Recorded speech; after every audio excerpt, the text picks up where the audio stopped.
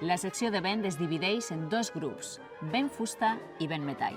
Encara que en origen la raó d'aquesta divisió era el material amb què ens construïa el tub, a l'actualitat hi ha instruments considerats de vent fusta, com la flauta o el saxòfon, que no sempre es construeixen en fusta, sinó també en metall. Des de més econòmics, com l'alpaca o el llautó, fins a més valuosos, com la plata, or i platí.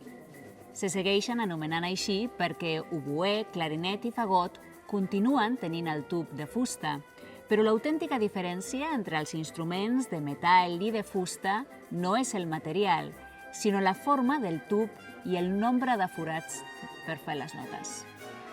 Els de vent fusta són un tub llarg i recte, ple de diferents forats, sobre el qual es situa un sofisticat sistema de claus que accionen gairebé tots els dits de les dues mans. Els músics fan unes combinacions que es diuen digitacions i que serveixen per crear les diferents notes. És un autèntic ball de dits. Als de vent metall, el tub no està recte, sinó enroscat, com a la trompa, o doblegat, com al trombó. I a més tenen molt pocs forats per les notes. Mitjançant un complex sistema de vares, pistons o vàlvules i en la posició dels llavis per controlar la pressió i la velocitat de l'aire, aconsegueixen les diferents notes fent servir pocs dits. L'origen dels instruments de vent és prehistòric. Al Paleolític s'hi han trobat flautes fetes amb ossos d'animals i molts d'aquests instruments tenen una procedència natural. Per exemple, la trompa, que és una evolució dels cargols marins i les banyes d'animals, i per això també rep el nom italià de corno. L'embocadura de broquet és un element comú a tots els instruments de metall. Als de vent fusta hi ha tres tipus d'embocadures diferents.